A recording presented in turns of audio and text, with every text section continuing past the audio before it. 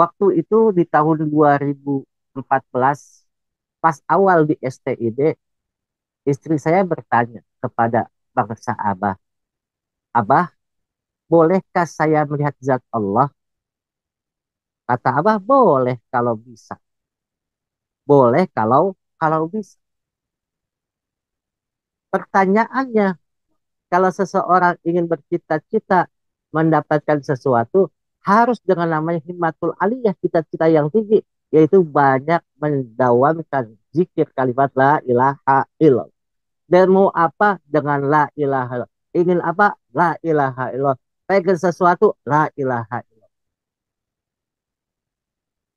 Yang kedua, Bunda Kaya Sukmono beserta seluruh staf jajaran daripada Malatik Online Internasional makin bahagia, senang di dunia, senang di akhirat kelak nantinya. Ibu Haja Darmilia Saliawati selaku pemangku manaki, terima kasih kepada beliau telah membukakan pintu untuk kita semua berkhidmat kepada guru agung kita semua. Senantiasa beliau bersama seluruh keluarganya, Allah berkahi kehidupannya. Ikhwan wal akhwat yang sedang menempuh hakikat kesucian jiwa rahimakumullah. Di tiap kesempatan manakib di rasa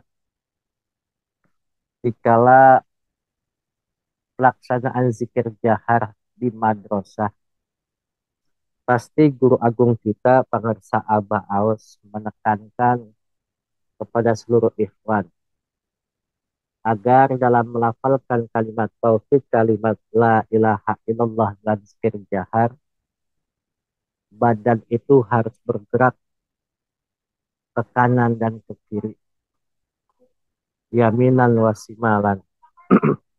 Gunanya bukan hanya lisannya berzikir, tapi tubuhnya itu bergerak akan mendapatkan kesehatan. Maka guru agung kita Bangsa Abah Anom menerangkan bagaimana hikmah zikir jahar yang kita lakukan, yang terus kita coba melakukannya agar senantiasa kalimat tersebut betul-betul tertanam, tertata dalam ornamen yang Allah berikan dalam tubuh ini. Dari bulu, kulit, daging, tulang, sumsum, darah, urat kita, dan seluruh anggota tubuh kita terpancar cahaya la ilaha illallah. Guru Agung Pangersa Abah Anom menjelaskan bagaimana melafalkan kalimat tauhid, yaitu zikir jahar, kalimat la ilaha illallah. Ada hikmah zikir jahar yang dalam hal ini dia menyampaikan ada 6. Yang pertama, istima'i satati qalbi sahibihi, mengumpulkan terpecahnya ingatan hati manusia yang sedang zikir. Ingatan hati menurut ahli tasawuf ada 70.000 ingatan. Dan menurut firman Allah yang artinya gerak-geriknya hati dalam sehari semalam adalah 70.000 kali. Jadi hati kita berdenyut, berdetak, bergerak, bilangannya ini menurut beliau sama dengan bilangan yang selama ini adalah 70.000 kali. Sama dengan bilangan gerak-gerik yang buruk yang ada di surga. Semua itu sekedar kaidah tegasnya yang pantas, benar dan salah kecuali satu, yang pasti benarnya yaitu geraknya hati ingat kepada Allah. Dicontohkan apabila kita sedang sholat, terasa bahwa dalam hati banyak melirik kepada selain Allah. Ingat kepada kebutuhan atau kesusahan. sehingga hilangnya khusyuk dalam sholat. Padahal khusyuk dalam sholat adalah syarat utama sahnya sholat kita. Firman Allah dalam surat Al-Mu'minun ayat 1, Allah Subhanahu wa taala berfirman, "Qad aflahal mu'minun alladzina hum fi sholatihim khashi'un." Sesungguhnya beruntunglah orang-orang yang beriman, yaitu orang yang khusyuk dalam sholat. Oleh karena itu, khusyuk dalam sholat sangat susah, sangat sulit, karena terpecahnya ingatan kita dalam melaksanakan khusyuk tersebut sampai 70 ribu kali. Maka para ahli tasawuf mengerjakan amalan cara agar dapat khusyuk seperti firman Allah dalam surat An-Nisa ayat 103. Fa iza qadaitumus shalah fadzkurullah. Maka apabila kamu telah menyelesaikan sholatmu, ingatlah Allah. Maksudnya, fadzkuru Allah. Berzikir dengan nama Allah. Tadi sudah dicontohkan bagaimana cara khusyuk di akhir perjalanan daripada Syekh Abdul Qadir Jailani. Dikala anak beliau yang tertua, Syekh Abdul Wahab, sedang mendekat. Apa yang dikatakan oleh beliau? Jangan mendekat, berdiri agak jauh. Karena hadir selain daripada kami. Jaga adab dan sopan santun. Ini menandakan bahwa dimensi yang sudah sampai kepada orang-orang yang sudah musyahadah, muraqabah, di akhir-akhir dari perjalanannya, itu mereka dikunjungi sampai orang-orang yang memang sudah sampai. Saya contohkan, di kala tahun 2010, sebelum sepeninggalnya daripada Paksa Abah Anom, saya punya guru dalam hal ini yang membimbing dalam Toriko ini, yaitu Ustadz Nur Hasan. Apa yang terjadi di kala akhir hayat beliau, di kala ada anaknya yang datang, berapa orang, tapi satu anaknya tidak diakui oleh beliau.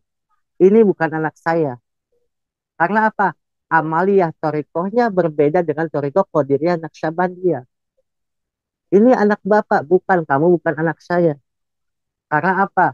Pas di situ disingkap musyahadahnya, yang datang ada Syekh Qori Al-Yaman, Syekh Abdul Qadir Jailani, dan seluruh para ahli silsilah termasuk yang dia belajar pada guru-guru yang mengajarkan tentang bagaimana bisa berzikir.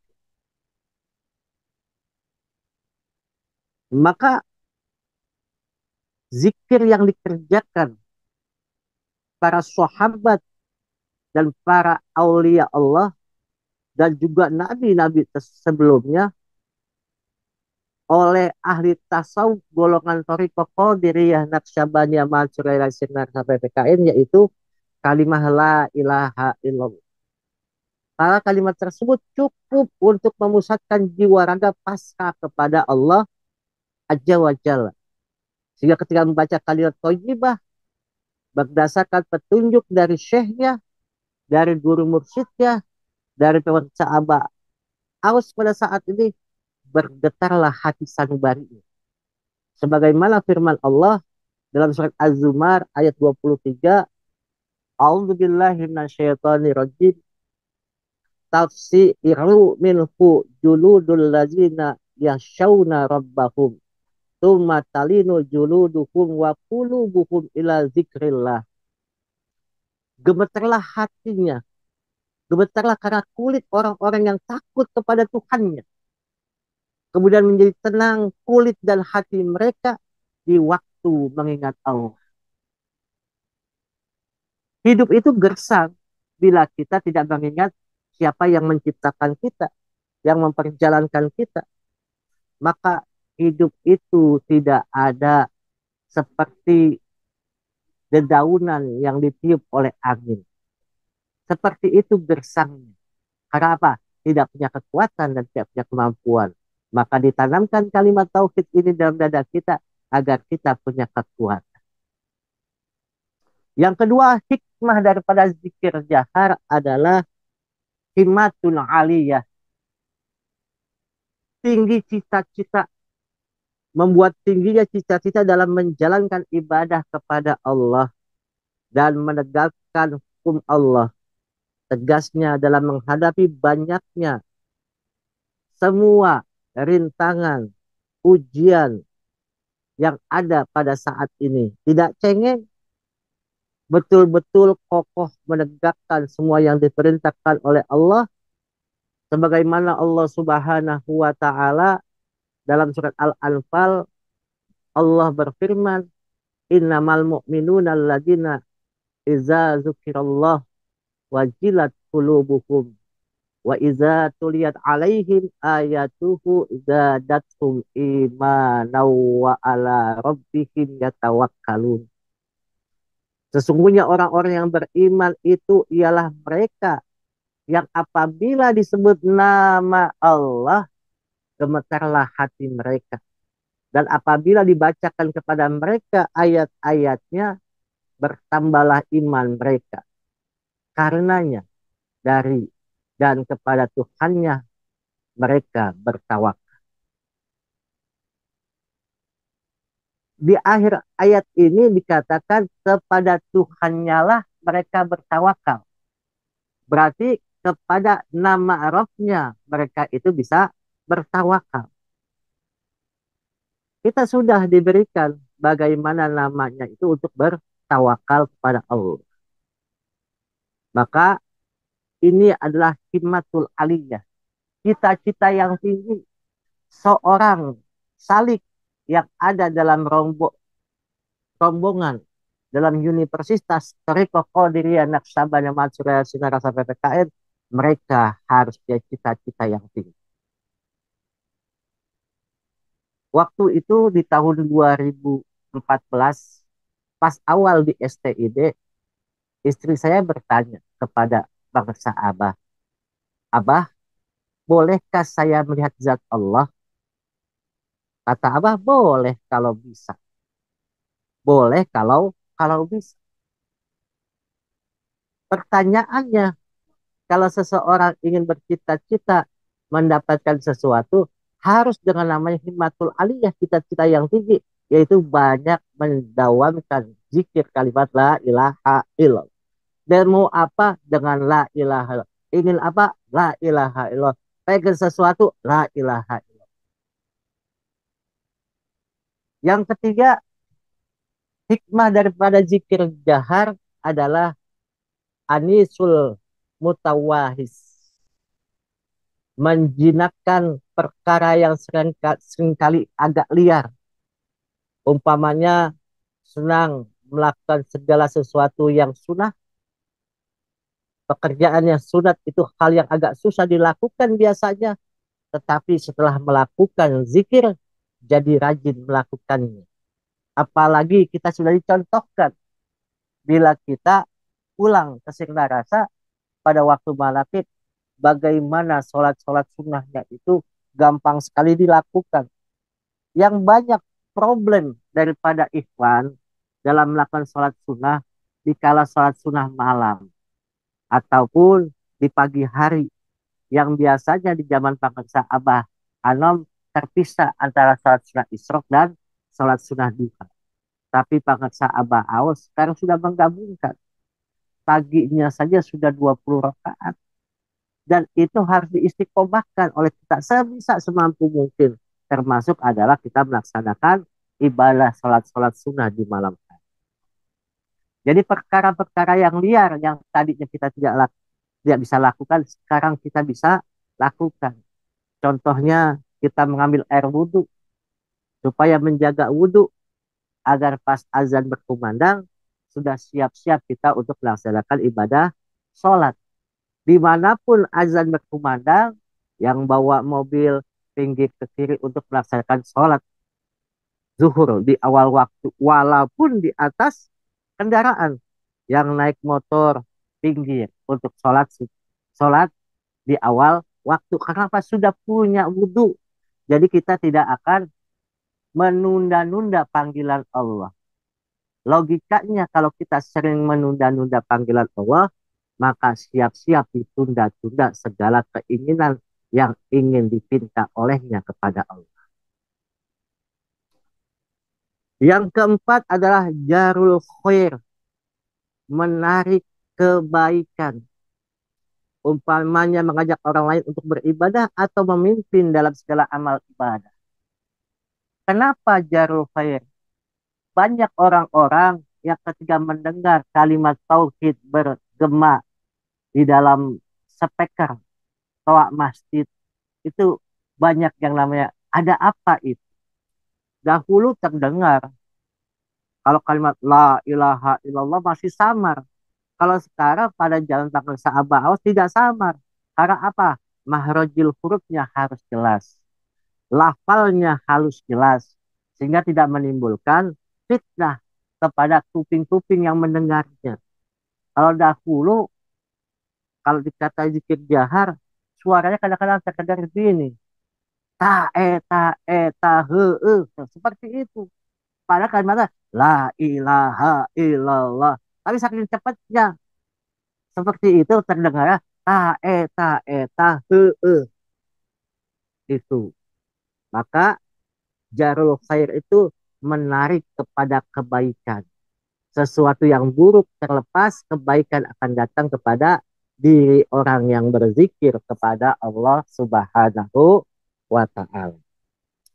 Yang kelima adalah khotrotus samawiyah,